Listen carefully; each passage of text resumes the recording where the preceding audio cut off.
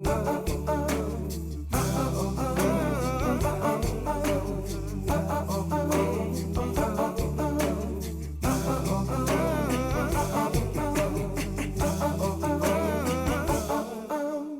everyone. Good morning, good afternoon. My name is Bartek Starodaj. I'm coming at you today from the perspective of city government, and especially governance within the context of a smaller city, and also within the context of really a lot of urgent issues and the need to find solutions quite quickly. So I'm going to speak for about 20-25 minutes, just have about 15 slides, and then we can have a discussion. So I'm the Director of Housing Initiatives for the City of Kingston, New York, which, if you know the geography a little bit of New York, it's about 90 minutes north of New York City.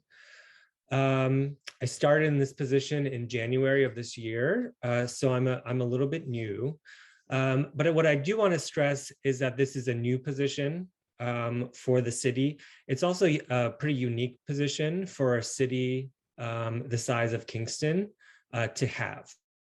The other thing I want to stress before I get into the slides is that governance, and especially the process of community engagement, has really changed a lot during and after COVID, right? The expectations have changed, the formats have changed. So there's a lot of, I guess, experimentation here right now, which I think is quite interesting because, I think it was quite stale, if you will, before the pandemic in terms of, the same methods, the same processes. And I think things are changing quite quickly, which makes this, I think, quite interesting. Okay, so I'm just going to go over Kingston, my experience in local government, and then I have two policy case studies. Okay, so I'm the Director of Housing, and I'm the Director of Housing for a city that has a pretty extreme housing crisis. We were briefly famous during the pandemic because we had the largest increases in home prices year over year in the entire country. So there was a lot of press about Kingston itself throughout the pandemic, and this has really continued through this year as well. Kingston is the name of the county that we're in is called Ulster County. And just another chart to show visually the increases in home prices. We're a pretty old city. We were New York's first capital and for a brief time in 1777. So we had a lot of old housing stock. We're an old city, right? Old infrastructure, and that comes with its own set of challenges. Our population is about 24,000, so we're somewhat pretty small. The annual home price increases is about 30% year over year. The rental vacancy rate is 1.5% per the last study. So what that means is that at any given time, 1.5% of all apartment units are vacant or available to be rented. What that basically means is that there's nothing available. So what have I learned from local government so far since I've been here in January? So first, because of the number of checks and balances, local government governance process can seem slow. So this can be frustrating for pressing issues. It can also be a disincentive for proposing new ideas for even the most motivated of stakeholders. However, I use the word seem because it can also be very effective, and the process does actually work. And once you understand it, it's actually pretty simple. And I'll go over that a little bit later.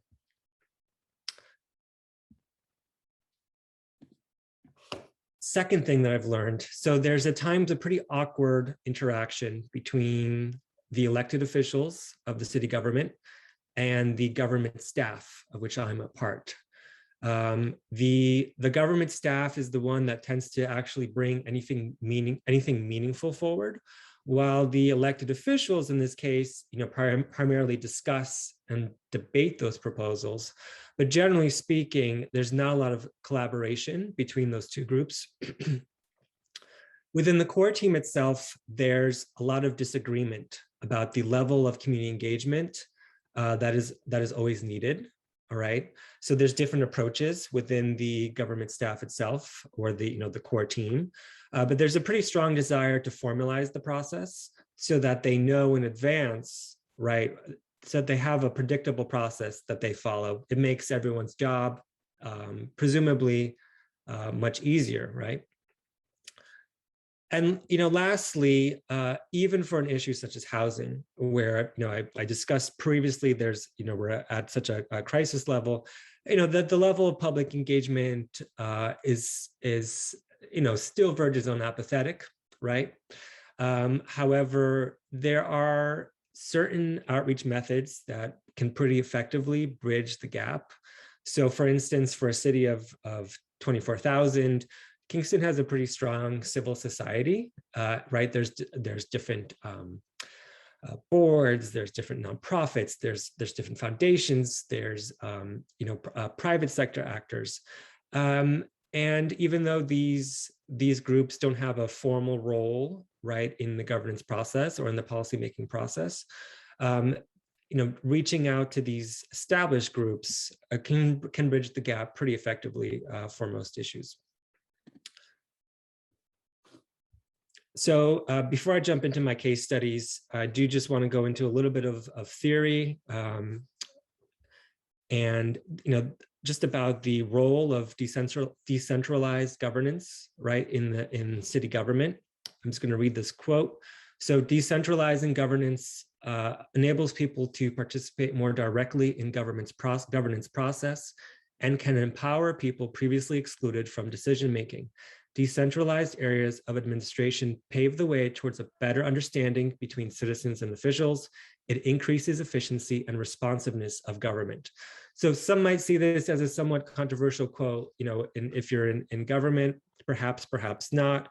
But I completely agree with this statement that in general, community engagement and even attempting, some level of decentralized governance does improve the outcome, right, of any policy that is being created. It might slow the process down, but I think it's worth trying, at least from where I'm sitting. All right, so bear with me here. I just have a few slides about how governance works in the city of Kingston. So there's a formal governance process, right? So there's a piece of legislation. And maybe I'm the one as a city staff person that's proposing it. It's brought to a Common Council committee. The Common Council is the legislative body of the city of Kingston. There's 4 different committees. Once it makes it out of committee, the full Common Council votes on that proposal, and then the mayor signs it. 99% of items that get out of committee are passed by the Common Council. All right, and this is because currently the Common Council committees work via consensus process. So if there's a real issue about the piece of legislation, it's typically amended within the committee, right? Because I think there's a general agreement that, if I'm on the Common Council and my peer says that they have a major issue with that piece of legislation, generally speaking, there's a strong desire and incentive to amend that piece of legislation so that there's general consensus. So most things that get out of committee pretty much sail through the Common Council vote, and then also the mayor's signature that's needed. The Common Council and the mayor are presumed to be accountable via the election process. So the Common Council, they're up every 2 years, and the mayor is every 4 years. The last thing I'll say about the slide is that Kingston has a strong mayor form of government. And so that means that the legislative body, meaning the Common Council, cannot spend its own money, nor can it make its own appointments. The mayor has power in this regard.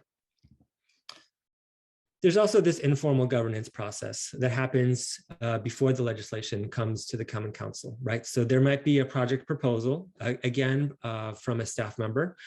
And then somewhere in between when that happens and when the legislation actually is presented to the Common Council, there's community outreach. But again, as I mentioned, that community outreach is not generally well defined. Sometimes what's called a project advisory committee, a PAC, is created. So this is probably the most formal way of community outreach. So the PAC is typically made up of the representatives that are impacted or the key stakeholders that are part of a project. So for example, if there's a street reconstruction project that might involve, the PAC might be made up of a few residents of that street, the pastor of the local church, or perhaps two business owners. There might be additional public meetings as part of the process, but generally speaking, the city will assume that the PAC speaks for the interests of the street as a whole. And again, the PAC operates via consensus. So if there's disagreement, it's not going to make it out of the PAC. The PAC sometimes is mandated by the funding source of a project, but other times it just makes sense given the project as a whole. Now, for certain projects, though, the bar for the outreach is generally considered to be much higher.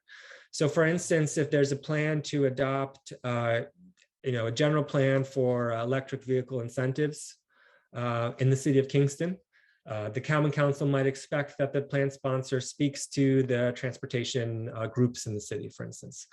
But if there's a plan for electric vehicles that will somehow perhaps impact parking throughout the city, the expectation might be that the sponsor makes an attempt to notify residents citywide, right? So there's different, based on the impact, the expectation might differ. But that's not written down anywhere. It's what I call informal. All right, so I have two case studies. The first one is the case of rent control. All right, so this just happened. So this is an article from August 2nd, 2022. Kingston recently became the first upstate city to adopt rent control in New York. And for those not familiar with geography here, by upstate, the terminology here is outside of the New York City area. And so this was widely regarded as a pretty big deal. New York has a framework for rent control, the state, but as a municipality, you have to opt into that. So we did that earlier this month. So what I'll say about this issue is that even though it impacts only a couple dozen buildings in Kingston and about 1,200 units, all right, in the city of 24,000, this was a pretty sexy issue, right? It's something that you could either get behind or oppose, right? A simple up and down vote, right? So in this case, I proposed the legislation. The Common Council passed it. They held a public hearing, which we had to do by law. In this case, mandated by the state, but there was no other community outreach as part of that process. There was a huge turnout in the public hearing that the Common Council called before voting to opt in. However, there was, that happened even though there was very little public outreach and very little lead time for the public hearing itself. An interesting part of the governance of this law now that we have it in place is that rents are controlled by something called the Rent Guidelines Board. And so the board votes via a majority vote. So it's made up of two property representatives, two owner representatives, two tenant representatives, and 5 members of the public. So the thinking here is, right, that the property owners have an incentive to approve higher rent increases. The tenant representatives have an incentive for lower rent increases, and the members of the public, right, might be somewhere in the middle.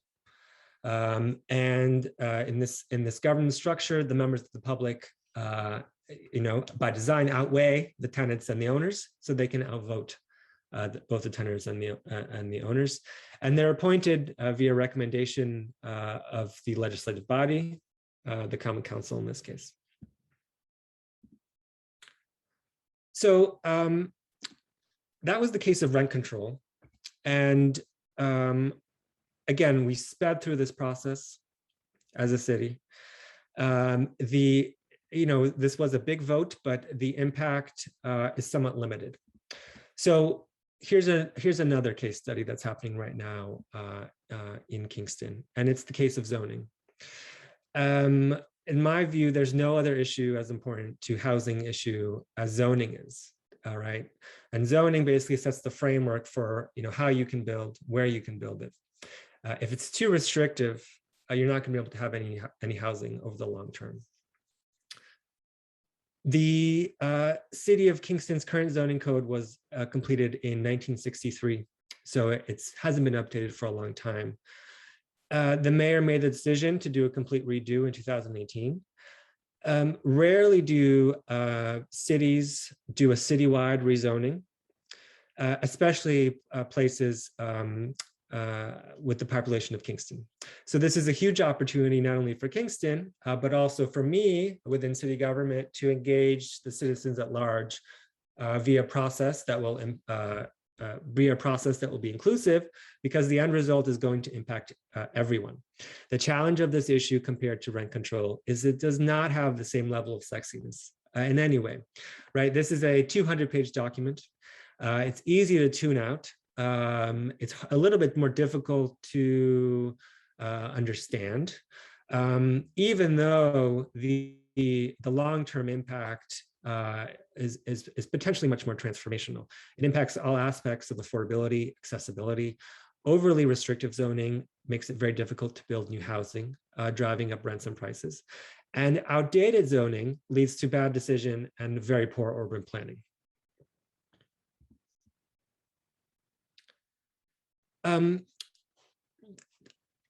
The current plan, so this is a piece of legislation that's in process. It's very much an active one, but the proposals are, quite sweeping in terms of what we're proposing to change, right? So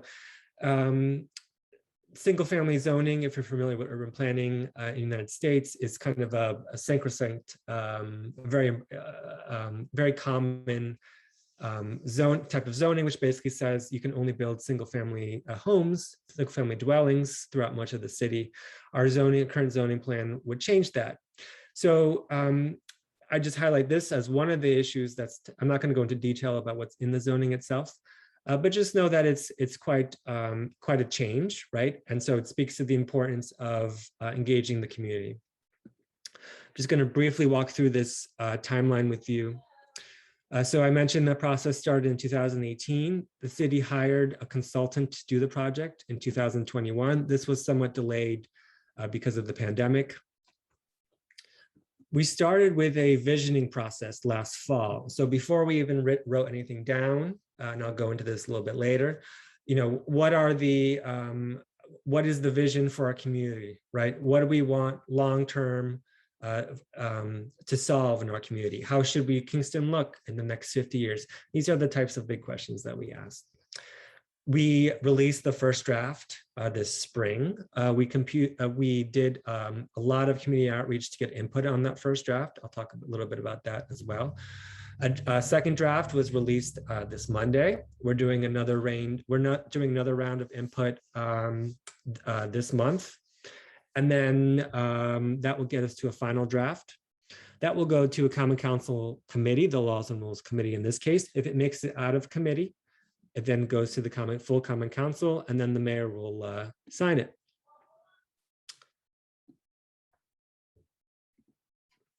So I'm just going to briefly discuss this visioning process. Our goal here was to do as many different formats as possible. And engage as many different people within those formats as possible. So, we had a a citywide meeting that was in person and virtual. We had an online survey that could be filled in at any time. We had outside neighborhood walking tours. We had specific stakeholder meetings, right? So if you're interested in economic development, we invited those specific stakeholders to give us input. And then there was also drop-in sessions. So there was, hours where we were at a community center where you could just informally drop in, ask questions, provide your feedback. The outreach for draft one was somewhat similar to the visioning aspect, where we had a written public comment period. We had a citywide meeting that was in person and virtual, neighborhood drop-ins, and then walking tours. And then the most important aspect, I think, that we did for this draft one is that we captured every single piece of input that we received, regardless of which of these formats you participated in. We wrote that down, and then we responded to each and every comment when we released the first draft. So I think for transparency, this is important, but also I think it shows that we're listening, right? And that we're taking each comment into consideration, right? Because we have to respond to each one and justify whether we think that change, justify, why we made that change that was proposed or why we didn't.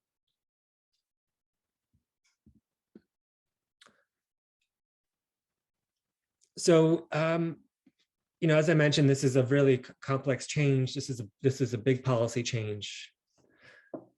There's still criticism that the outreach that we've completed so far has not been intentional, and that most people are not aware that this is happening. So in other words, the feeling is we can't just put this zoning plan out there and expect feedback to kind of flow in. There are certain people that are really involved and have been since the beginning.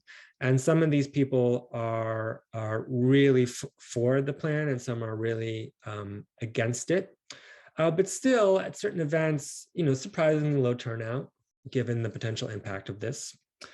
And the problem for me is that I truly believe that more input, especially now that we have working drafts, would improve the plan, right? So a lot of the comments that we received on the first draft, almost 50% led to changes in the draft itself, right? And so, comments that are received shape the draft, which will impact the city for generations to come. So I need more input, right? I need more feedback because I know it's going to make the draft better. It's been quite interesting experimenting with the different formats so far, so that's been helpful.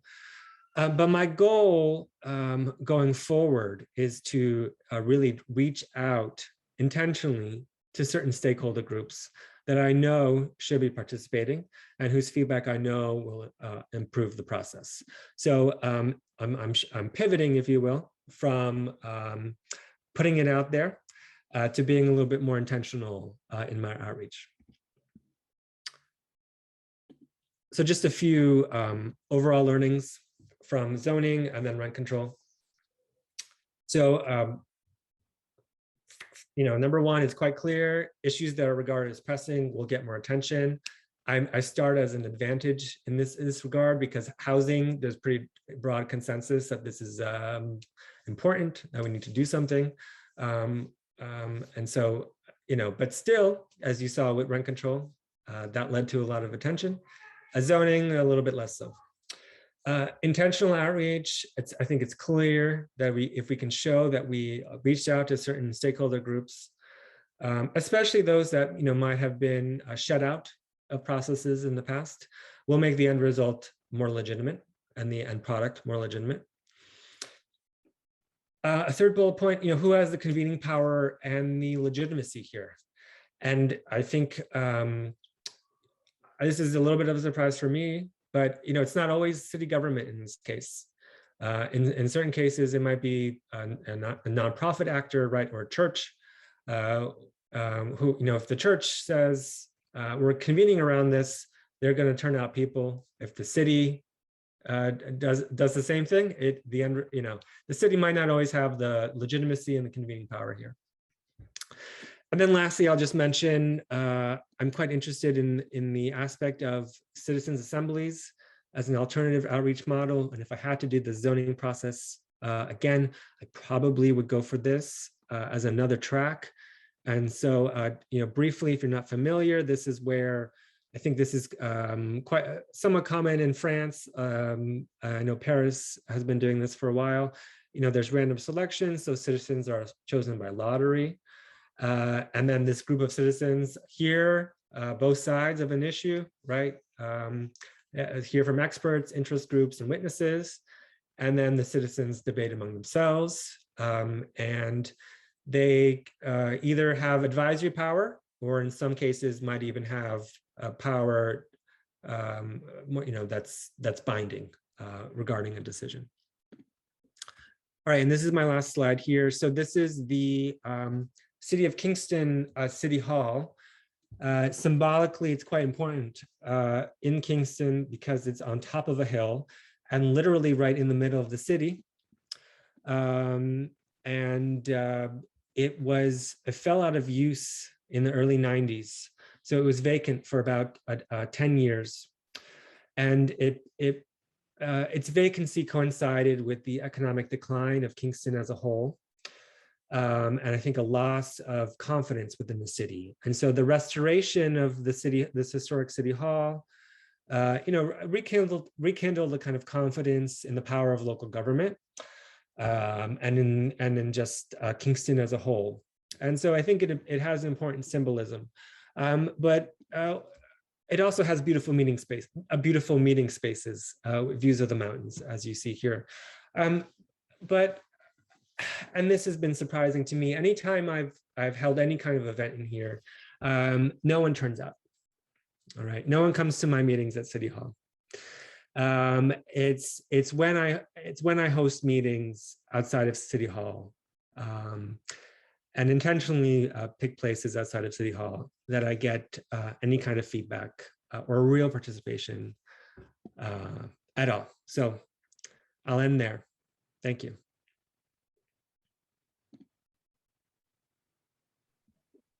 Thank you, Bartek.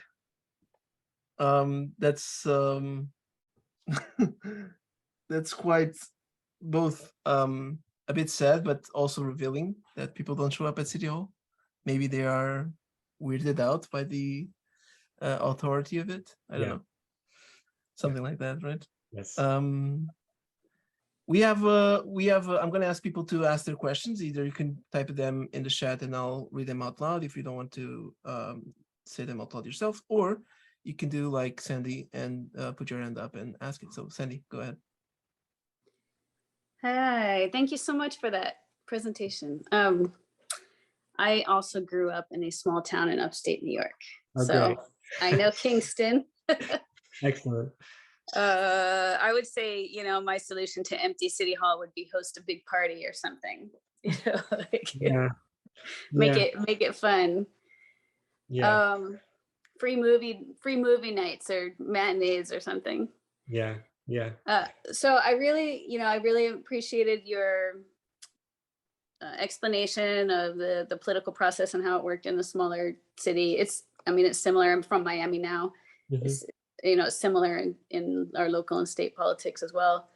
And I really appreciate your focus on the outreach and all the ideas that you had and the insight that you derived about being intentional about the outreach, all of that. I was like shaking my head yes the whole time.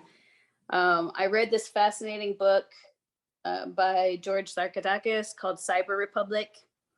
And he's the founder of Voxiberate, which is right now rolling out, I'm not sure if they're out of beta yet, but they're partnering with different organizations. So what that is he basically created an AI platform that facilitates citizen assemblies. And it has like a fair sortition algorithm so that it can like take your community and select the people for the citizen assemblies that will be representative of your community, and then facilitates a deliberation process that can happen online, which also could become more accessible to people as well.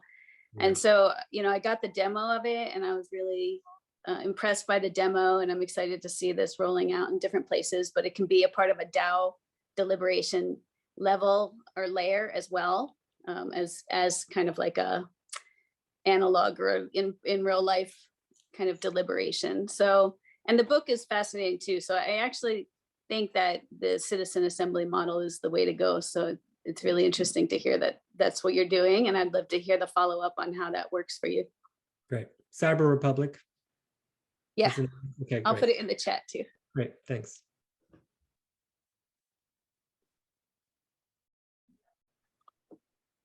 While everybody else is thinking about their questions, I'm gonna throw something out there as well.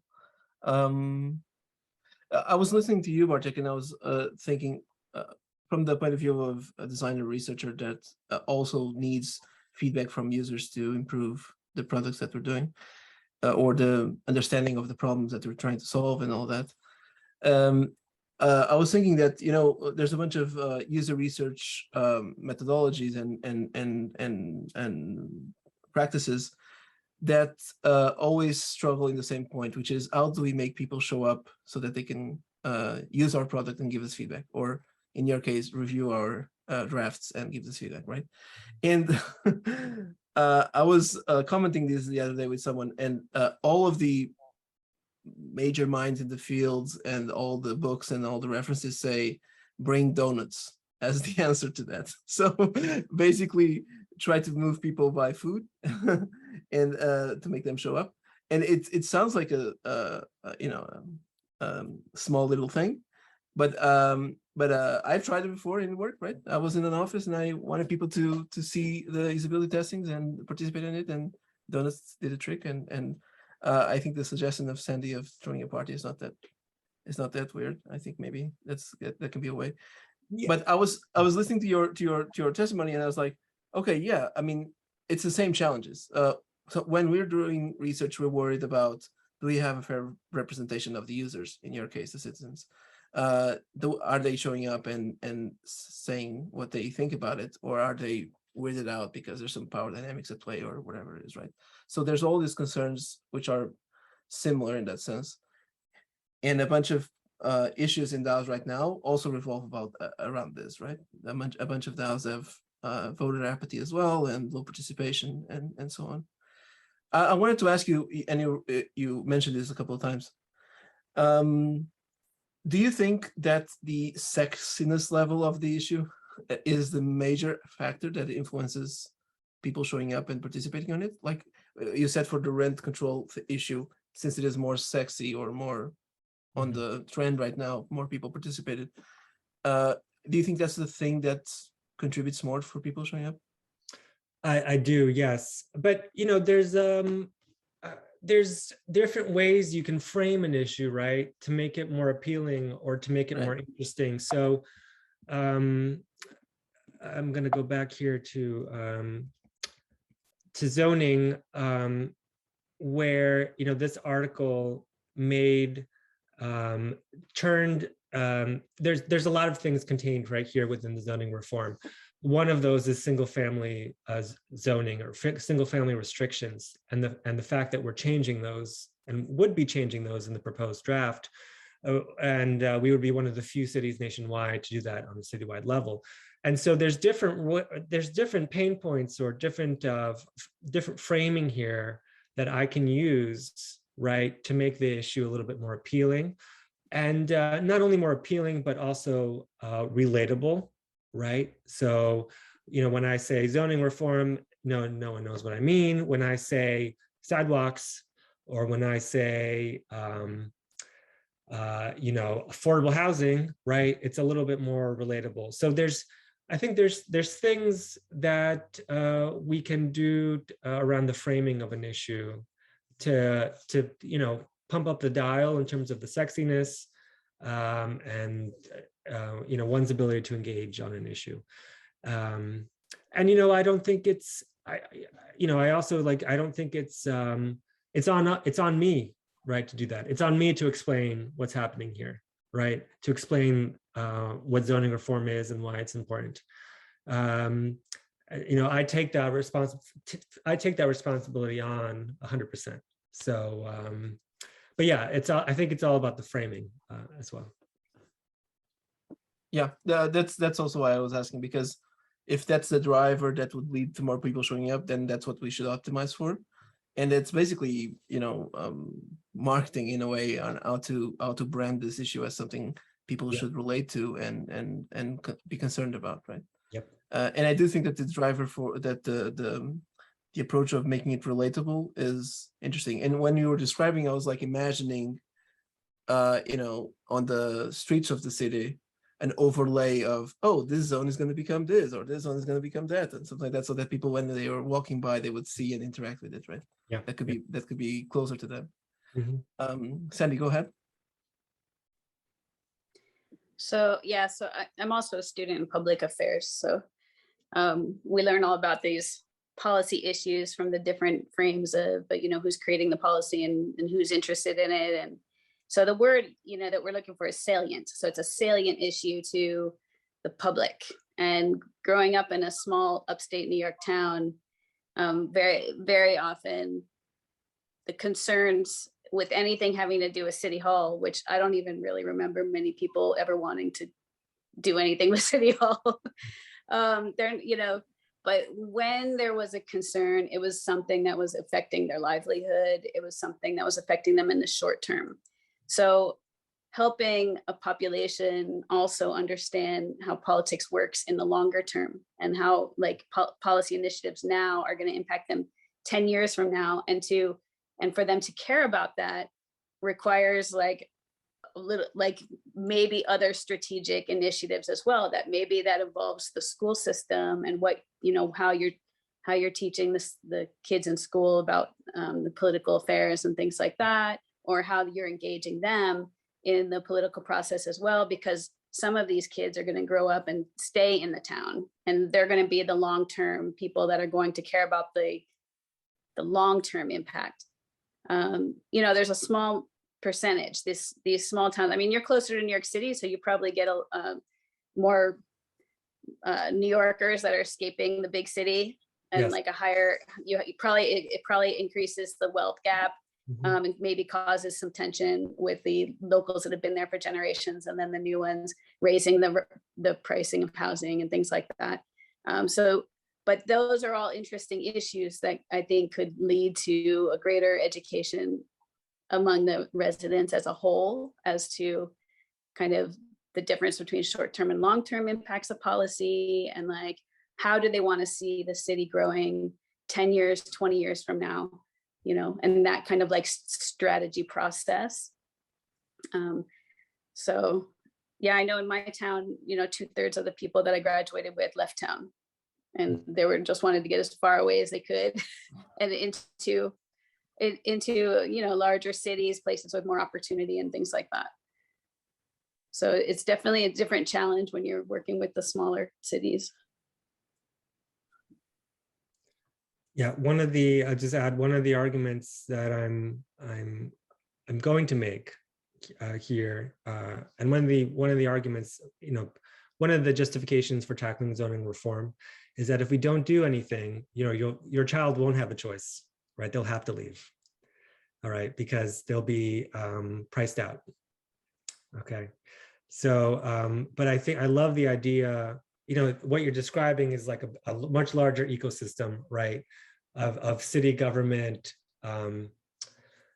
educating the populace a little bit more about how it works, right? And some of the short and long-term effects and impacts of some of the things being proposed. Because you're probably right. The zoning reform is one thing, rent control is another thing. But I wonder, if folks really understand how the governance process works. I didn't before I came onto city government, and I would consider myself to be a relatively engaged individual in Kingston beforehand. It might be interesting to form a youth council, a youth advisory council with the local schools there, actually.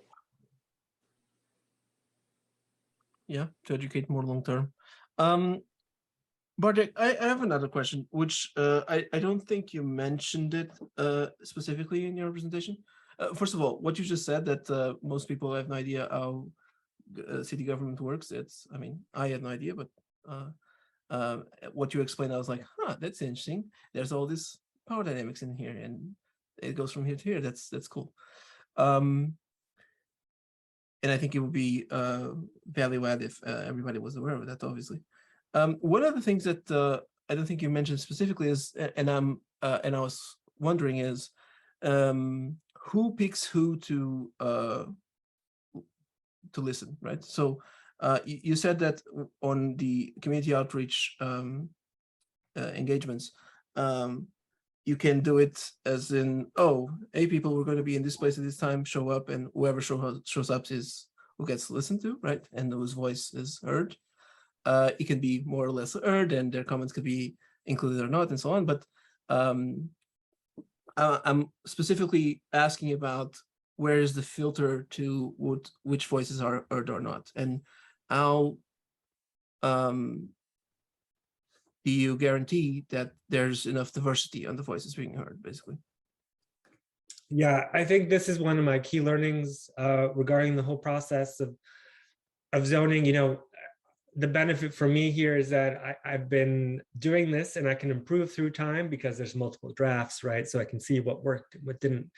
And I think, again, this just goes back to the intentionality of your outreach, because otherwise it's just, you're just not going to get a representative voice. I mean, it's just not going to happen. You can hope that it does, but it never will. So unless you do outreach to that group, they're often just not going to be part of the voices. And there's many reasons, right? We can't necessarily assume as to why that group isn't participating, right? They might not trust me, and right, and my power, my convening power. They might have been shut out of the process beforehand, right? There's a long history, right, of the city government doing that in its urban planning, especially for the African American community. Yep. So we can't necessarily assume as to why they're not participating, but I think through the intentionality of trying, we can bridge that. I can bridge that gap. Okay, especially for something as important as zoning, which I hope will correct some of the mistakes of the past that the city has made. Right. Yeah. Right. Oh, let me add something onto that. That I think you mentioned, which is at least in my world of research, we are concerned about biases and how we as researchers introduce bias in the things that we are researching about, and how we extract insights from that and all that. And one of the best ways of accounting for that is to have a diverse research team. So if the research team is just me, that's going to be heavily biased. If it's me and another guy that looks like me, it's also going to be biased, right? And so one of the ways to try to approach that is that the research team itself should be diverse enough as well, because otherwise our biases will get in the way. We'll only listen to certain things, not all the things. And I think that also impacts the convening power of the research team in this case, right? Because people that, if we're a group of people that are trying to listen to what other group of people is trying to say, they maybe will not speak to us in the same way if we're these ones, right? So there's all those dynamics at play as well. You're 100% right. And in this case, our research team, if you will, is not diverse. All right. I'm a white male, and I'm leading the project. So, the challenge for me, and I think what I've tried to do, right, is this goes back to, who does have the convening power in the community. So where possible, I've tried to bridge that gap. But that is, I think, in this project, of somewhat of a flaw. And I think, in general, the city government, and this is probably true of many places, especially in upstate New York, it's not necessarily representative of the populace as a whole. Right. So this is a much larger issue, of course, but an important one. Yeah. Sandy, go ahead. So, it keeps bringing me back to this discussion that we have in DAO circles a lot. And I'm constantly banging the drum of being intentional about outreach and making sure people are included, because as somebody that does have barriers to actually participating in DAOs and seeing, you know, these communities just rising up and saying, no, you just have to like take the initiative and get in there and start working for free, or, you know, sift through your 4,000 Discord messages and keep up, right? And that's kind of the idea.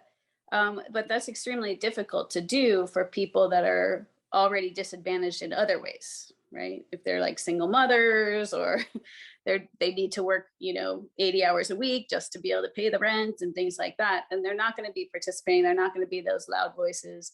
And so that, but the discussion that I often find whenever I bring this up is usually, and part of the reason why I like the RnDAO is because I don't get pushback when I bring this up in RnDAO circles, but in other DAOs, the pushback is basically, you know, this is a free market, essentially, everybody's welcome. And that is not my responsibility to go out and find people to be welcome. So I guess that's a statement, but also, you know, welcome to hear your thoughts on that as well. How do we fix that? Yeah, I think Bartek said it. I mean, we need to be intentional about including people, right? People don't just include themselves out of nowhere, right? They just don't drop from the sky and they show up in meetings. We need to be intentional in reaching out to specific groups of people that maybe are not don't have as much accessibility to enter these spaces. Yeah, and again, like for zoning, you know, when you're just putting it, you know, when this is just put out there, right, you're going to have a group of people that are going to be engaged, right? Some of these people are going to be really for it, some are going to be really against it, but those people are not representative of the city as a whole in any way. So that speaks to, you know, what do we do now, right? Right. Yeah, exactly. I think that one way forward is something that Sandy mentioned, like tools like Voxiberate that try to make sense of most voices.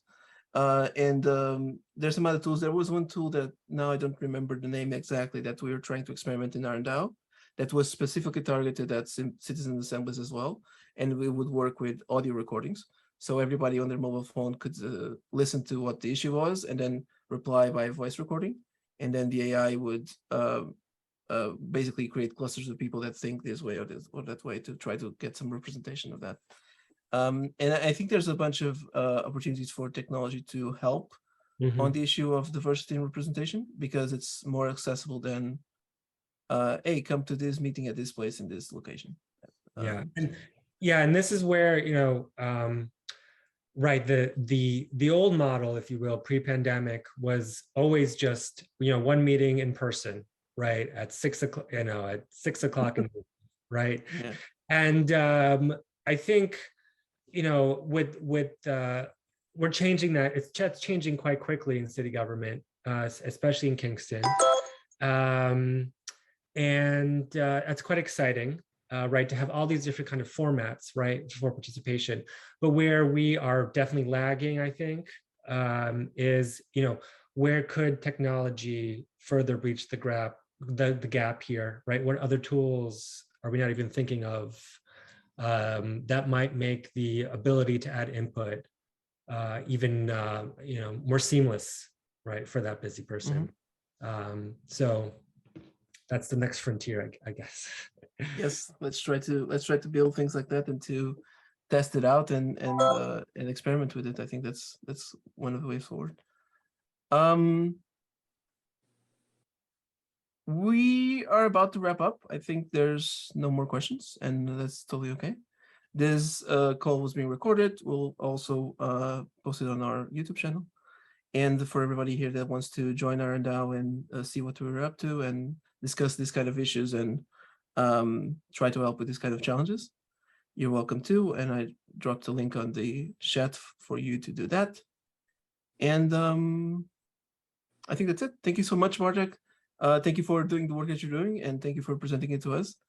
And thank you, everybody. Thank you. Thank you for the discussion.